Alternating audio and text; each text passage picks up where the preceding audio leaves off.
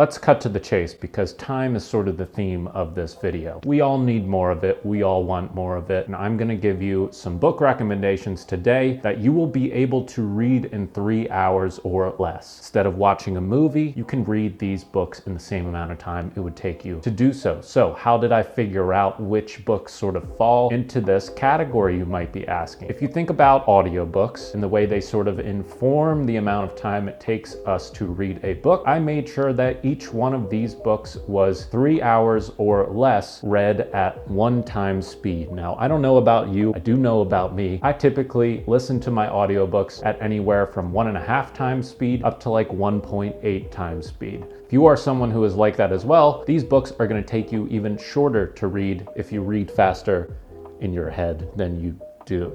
You get what I'm saying. Let's talk about the books. The first book coming in at just around 3 hours is Albert Camus' The Stranger. This novel is extremely existential in nature and deals a lot generally with existentialism through the lens of modernism. It's not exactly the most happy novel, it can get pretty bleak, and we follow the character named Meursault, who commits a pretty heinous act, seems to be pretty disconnected from his own emotions in the world around him, but it's a very interesting meditation on purpose in the human life and what it means to look for and search for the meaning of life. Albert Camus' The Stranger. Stephen King's The Colorado Kid, coming in again just over 3 hours, takes place on an island off the coast of Maine where a man is found dead. There's no identification on the body. 2 old crotchety local newspaper men and a new intern hire at the newspaper company try to figure out who the person is and who the murderer was. Very interesting, very short, well-paced, very wholesome, love it. Our next book coming in at just over 100 pages long and right around 3 hours is John Steinbeck's Of Mice and Men. This novel focuses on 2 friends, one taking care of the other, after the Great Depression, who are searching for their dream, albeit still looking for work in the context of the Great Depression. This one will likely make you cry, so if you don't want to cry, don't read it. Our next book is one that I personally read in well under 2 hours. It is Ernest Hemingway's Old Man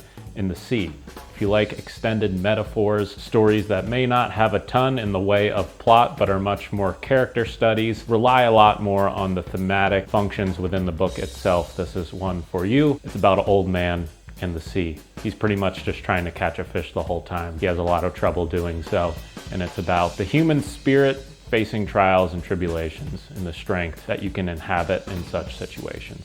If you don't like Ernest Hemingway's writing, that's fine, but it's short and sweet and to the point, just like this video. Our next book coming in at under 130 pages and can be read in under 2 hours, Stephen King's Cycle of the Werewolf. It is exactly what it sounds like. It explores the cycle of the werewolf. Essentially, it takes place over the course of an entire year, and each chapter is divided up into each month of the year, and you take a look at what it looks like for a werewolf to make its way through a town. There's also a lot of illustrations in here, which makes reading it even quicker, so definitely check it out if you're into werewolves or Stephen King or the moon. Our next book comes from Ray Bradbury. It's The Halloween Tree. Bit of a seasonal read, so you may want to save it for October. This is a multicultural exploration of Halloween and its many origins across different cultures. It also explores different themes related to friendship. It's under 150 pages and will take less than 3 hours to read. The next book is so in demand from my friend group that I don't even have a physical copy with me right now, so I'll leave space for it right here. It is Cormac McCarthy's Child of God. If you don't like disturbing books, you should probably avoid this one, as it's set in Appalachia, a violent, dispossessed outcast who commits a lot of terrible acts. It's darkly comedic at times, but not in the funny ha-ha way. Again, check the trigger warnings if you're going to read this one. The final book I'll be talking about in this video comes in at 97 pages and around 2 hours to read. It is Eric LaRocca's We Can Never Leave This Place. After a young girl's father passes, she finds her mother welcoming a very ominous, mysterious, and terrifying guest into their home. The figure welcomed into the home promises to protect the family, although its motivations are extremely questionable, and you will find that very quickly as you read this book. Again, I would not read this if I'm not into disturbing books, but if you like horror, Eric LaRocca is one of my favorite new horror authors, so definitely check it out if you're into that. Your time is important, but so is reading. So when you can combine something as lovely as reading with saving time, it's a nice little double whammy. I talked about some of my favorite time-saving books today, but I'd love to hear about some of your